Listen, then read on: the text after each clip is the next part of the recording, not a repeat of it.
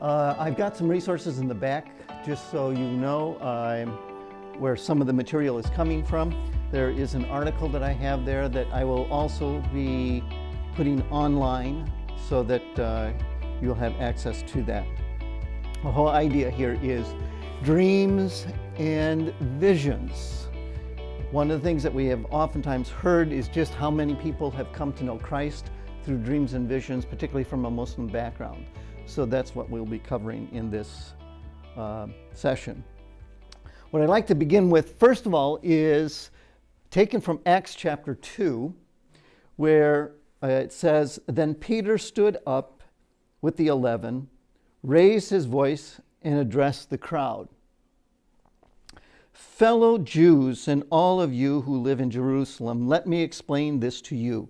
Listen carefully to what I say. These people are not drunk as you suppose. It's only 9 in the morning. No, this is what was spoken of the prophet by the prophet Joel. And afterwards I will pour out my spirit on all people. Your sons and daughters will prophesy. Your old men will dream dreams.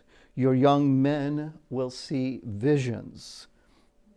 This was not something that was said to be done only by prophets in the Old Testament, but it is also something that was inaugurated with the giving of the Holy Spirit. Our Western mindset oftentimes doesn't have a place for this part of what the scriptures say. And that's what we'll be looking at as we go through this whole session. So just to give you an idea of where this is coming from, I think the first place to look at is worldview.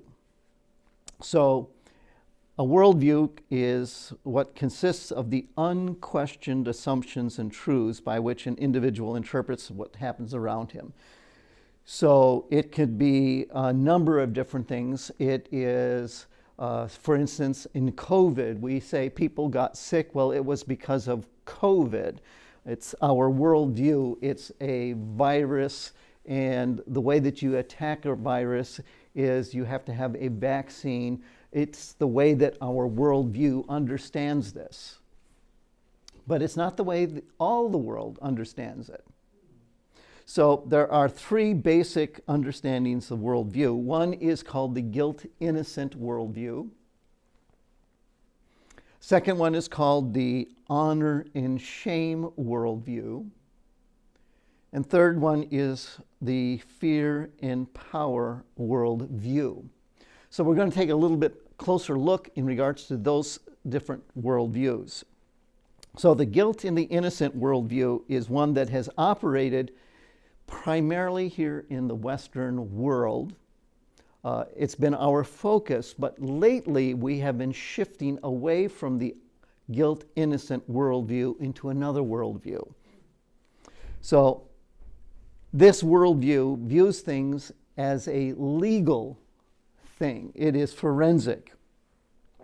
So that way, what we do is we determine what is right and what is wrong. So in raising children, and there's somebody that breaks out into a fight, what is our first response?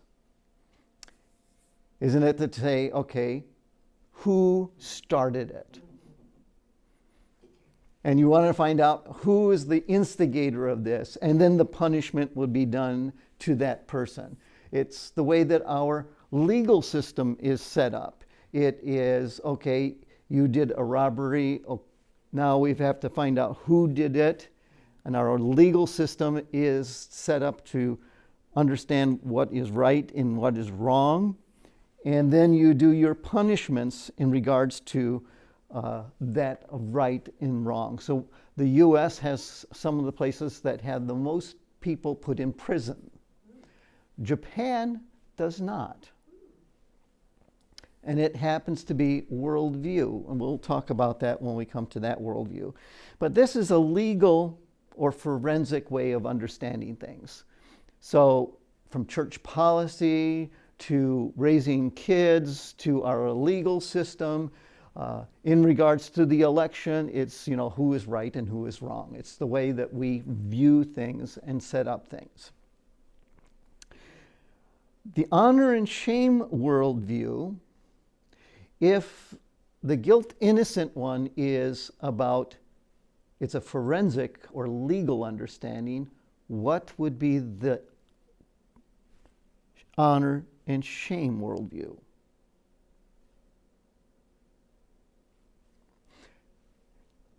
It is relationships. And the whole idea behind this is that you want to create a setting in which relationships are restored, relationships are kept.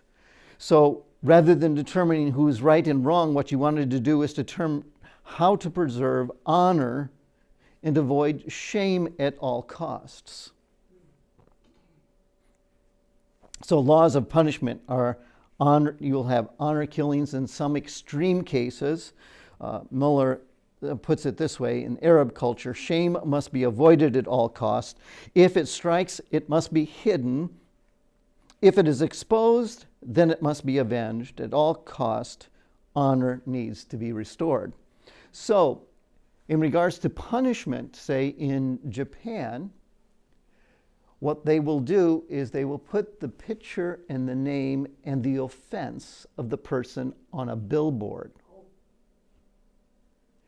And the rest of the community will then shame that individual. And it was a way that self-correcting within society. We have it in the Amish community in North America, where the shunning takes place. And you are let outside of the family, kept outside of the family for doing wrong things. But it was, the whole thing is built on this sense of relationship. So in regards to, even in the Middle East, if you remember the 6-day war with Israel and others, Egypt and Jordan and Syria, the various kings would call one another and saying, "We are winning the war." All the while, Israel was pushing them back. But it was honor.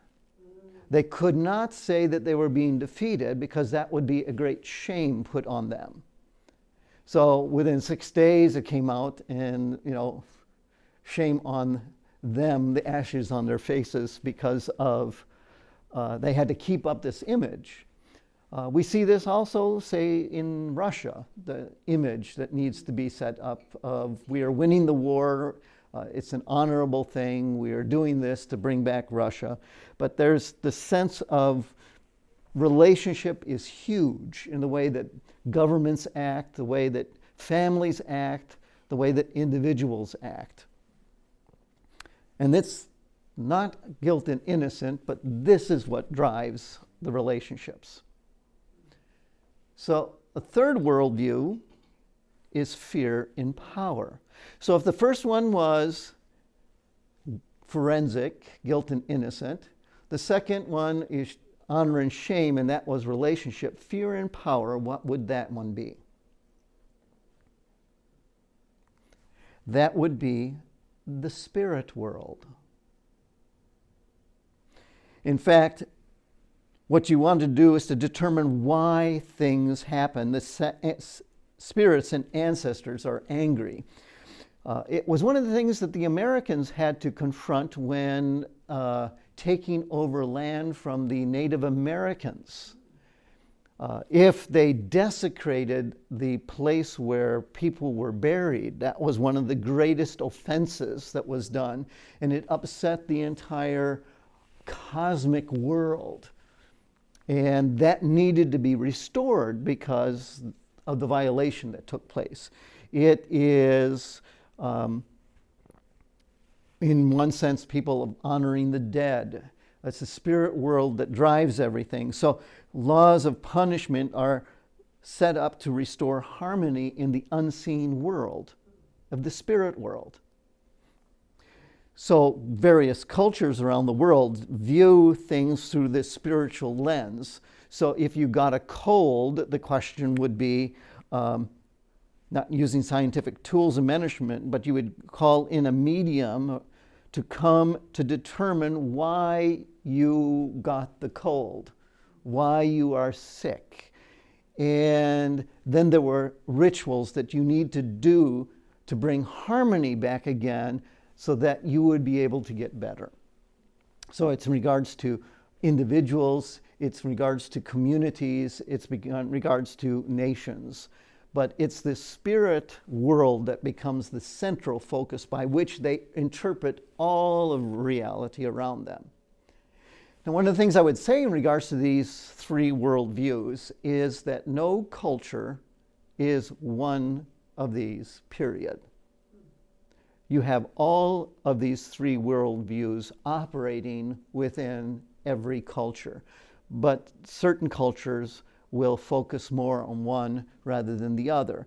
And as I had said before, for the Americans, we've been more guilt and innocent, but with the advent of the internet and social media, we are shifting from guilt innocent worldview to a honor and shame culture in which we shame people, we unfriend people on Facebook. We get on the internet and we shout people down, and it's this whole idea of shame. And we as a culture have a hard time dealing with that because it's a new emphasis, a new focus. It's a destructive one, is what people are saying. So even within cultures, there can be shifts from one worldview to another, and there will be generational issues that will be brought into that whole discussion. So now the question becomes, looking at this closer, for the Western worldview, we happen to have what we would call here the supernatural world of the heavens, where God, angels, and demons are located. It's where faith and private truth and otherworldly problems, miracles, and the sacred things happen. Then we have the natural world. And this is where humans, animals, plants, and matters, and you can do this by experience, public truth, this is worldly problems, natural order, it's secular, this type of thing. But this middle section is excluded. To put it in another way, we have religion here, and we have science here, and science is supposed to be the ultimate reality of everything. So faith, miracles, otherworldly problems, and the sacred happen in the religion section, but sight and experience, natural order, and this worldly problem, secular, is in this world. There are some people that say this one doesn't even exist. In fact, there is really only this world. So take a look at this one. This one breaks it down even further. You happen to have the seen and empirical world, which is down in this section here, or this world, universe. So this, all of this is this world. The other world is this world. So in regards to religions, at times you have high religions of cosmic gods. You have people of power, fate, Brahmins, Karman, this type of folks. This unseen supernatural world includes low gods, goddesses, ancestors, spirits, demons, dead saints. So in some cultures, the veneration of saints is such an important part of the ritual. So you take Pakistan, for instance. There are these saints and tombs that are along the road, and you might be on a public bus and it will stop and people will go out there and venerate this ancient dead saint to get the blessings from them, and then the bus will take off and go on. Wow. But so magic, it takes place, astrology, the evil eye and tongue, all of this type of stuff happens into this world. And it actually, not this otherly world, comes into this world. And we see that. So you have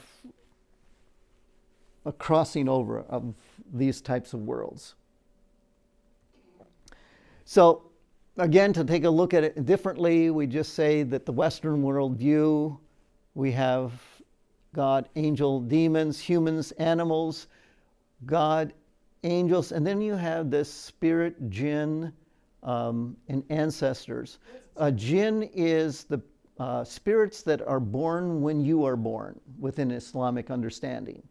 And you need to be careful with not making them jealous, and I'll talk about that a little bit later. And then you have human and animals. But this middle world is much more alive in other cultures than it is in our Western culture. So why are the reasons for dreams and visions? And it's the real belief that the world is alive and influenced and controlled by these supernatural forces around us. So if you're going to break into this world, the spirits do that through dreams and visions. Sad part is, Leslie Newbegin, the great theologian, argued that Western Christian missionaries have been one of the greatest secularizing forces in history. So, though they talk about spiritual things, they bring with them a worldview which is no middle worldview. Just the heavenly worldview and the earthly worldview, and they have secularized that middle world. One of the questions, or the questions that the middle world answers, that you can't get in the rational Western world, is what about the future? Can we know what the future is? What really is going to happen to me? And I'm really concerned about the future. And how can I make an advantage for me in the future, such as I want to get married? And how do I know I will get a good husband? How will I know I will get a good wife? How will I know that I won't have a serious medical condition that comes upon me, or some kind of natural disaster? How do I manipulate so I am not just at the whim of all of these forces that are out here, but how do I gain an advantage so that I won't be caught up in these type of things? So what causes the crisis in the present life? Why can't I understand language? Well, a friend of mine, he's from Bangladesh. His brother is a one of the top medical doctors at the Stroger's Hospital in Chicago. He just busses tables and has trouble with English. So he took me to his apartment, and it was a basement apartment, and they had all these pipes running over there. It definitely wasn't made to be a resident kind of apartment, but some of the people in that neighborhood will use anything to get money to come in. So he took me over there and he said, right over here at this part, there are jinn, and they are preventing me from learning English and being successful like my brother. So in his worldview, it was these malicious individuals that were doing that. So what causes the crisis in my present life? Or what do we need to know about the unknowns of the past? And is there stuff that's influencing us from family members that they have done wrong, and because of this, I have bad luck? And the malevolence and these spirits are the ones that regulate all of that type of material. Or how can I prevent accidents and guarantee success for the future, rather than just the positive things? So, and then how can I make sure that the marriage will be fruitful, happy, and enduring? And for many people in the world, this is a big, big, big question, because there have been so many marriages that have gone wrong, and they got the wrong man, and they got the wrong woman, and you know, family is everything. And then, how can one avoid getting on a plane that will crash? Well, you know, it's this type of thing. I had a friend of mine, he was in Bangladesh, and a guy was going by and was selling all kinds of trinkets to help answer these questions. And he was talking with a guy that was a medical doctor, was going off to a hospital somewhere, and he bought some of these trinkets. And what are they? These type of things. This is called the Hand of Fatima. But these trinkets, you use magic, sorcery, astrology, divination. You want to get barakah or blessings from different things. You've got the evil eye, you've got omens, you've got vows, you've got curses, blessings, paraphylactics, dreams, visions, sleep. I mean, this is the world in which they do. So the picture I have here is one of a saint who has died, and these people have come to venerate the saint to get the blessing that is from them. And oftentimes what they'll do is they will put their hands on it and then rub their face, and then reach down and with their face rub it to get the kind of blessing that was with this person, so that that would come onto them, so that they would be able to overcome the various problems that are going on in their own life. So there is an entire thing that is working to do this. I was up in a medical center up in Deerfield, and a woman that was there, the receptionist, she had the Hand of Fatima on her, and so I asked her about it. I said, you know, what is this? Well, it's the Hand of Fatima. And I said, do you know what that is for? Oh, yeah, it's to get blessing. And she was up in Kenosha, Wisconsin. She saw this thing there and asked about it. She thought it looked kind of neat as far as for jewelry, and was told that this would, you know, ward off evil spirits or bad luck and things. So she bought it, and she was wearing it, and she goes, oh, you know, if it might help me, I know, why not? You know, it's sort of the secular point of view of, okay, cool, you know, it looks kind of neat, I'll take it on me, and failing to realize what's behind all of this type of thing. And the reason for this, it has, if you notice right here, an eye. Yeah. So this is to protect you from the evil eye. And the evil eye is jealousy. So this stops that from happening. Just to let you know some of the things that happen, when we were working with Muslims, we were told not to say positive things to newborn babies. Oh, your baby looks wonderful, you know, such a nice baby and beautiful. Right away, they would say, no, no, no. And what they would do is they would hang something shiny like gold over the crib or the stroller, because you had to take and make sure that the jinn that are out here would not get jealous and therefore attack the baby. So you would never say positive things about the baby, because then the jealous that was born with them would get angry. So they have all kinds of ways to prevent that type of thing that has come not just sort of, you know, way back when, but it's now entered into the culture. And some people don't even know why they, you know, you never say positive things to, you know, newborn babies, but they may not understand the reasoning behind it, but it's become so much a part of what it is.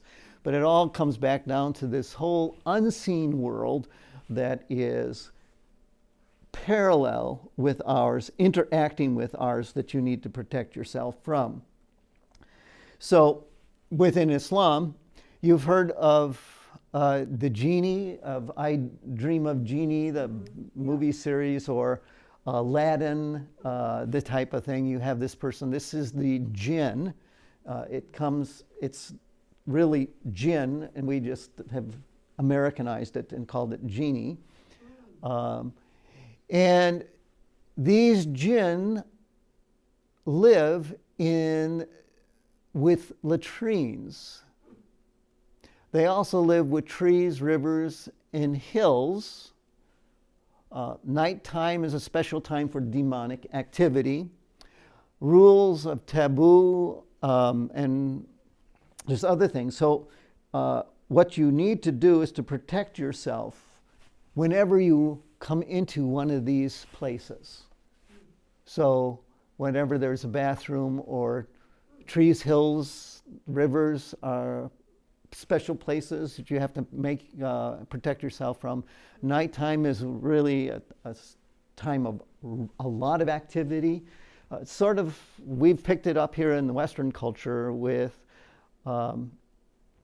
Halloween. Yes. It's all at night. All the spooks and goblins and things like this come out. So we also have this idea of nighttime activity is when these type of things happen. We'll talk about this a little on the next slide here. So the answer is, I seek refuge in Allah from. So when you enter a bathroom, first of all, you were supposed to enter by your right foot rather than your left foot, because Muhammad entered in with his right foot, and you want to do everything that Muhammad did. But you have to protect yourself from what is going on. So you say, "Oh Allah, I seek refuge in you from the male and female evil jinn."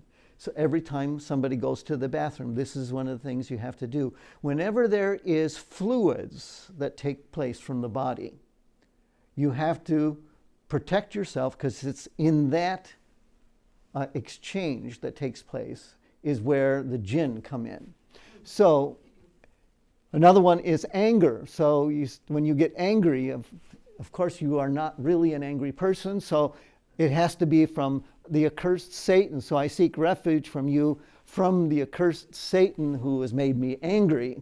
So we don't own our anger, it's something that's coming in from the outside. But even within regards to intercourse, again, it's the exchange of bodily fluids. So, oh Allah, keep us away from Satan and keep Satan away from what you provide us. So again, this whole idea of where these spirits are. Some of the stranger ones are the bray of a donkey, or entering a strange valley or a land,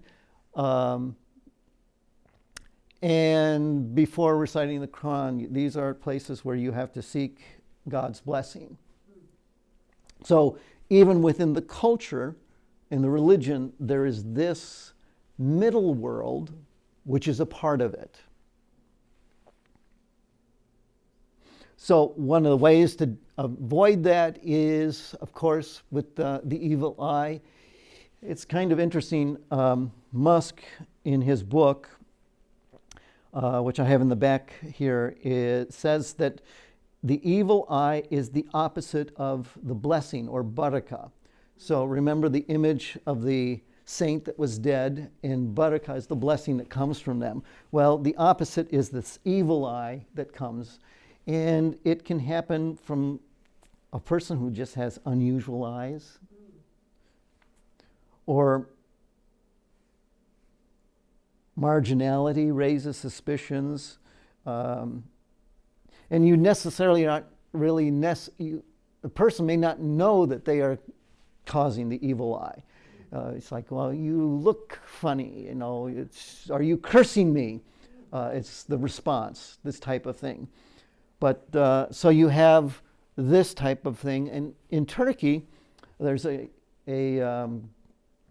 food chain, or a food market, which is called the Nazed, which is what this is. And it's a part of the logo of the store. And it's, it's a blessed place, and it's a protected place. It's a good place. But you will see these things all over the place. I had an Iranian, I went into their home, and the Nazet was there. And I asked, well, what about this? And she goes, oh, it's just, something that we have in our homes. She had no idea why. but it was just a part of the culture. She was secularized, but it was some of the things that came from back home. And then the effects, it's, you know, beautiful people are the ones that are going to get the evil eye. Weak or vulnerable people and other things. So you have to protect yourself in regards to any and all of these types of things.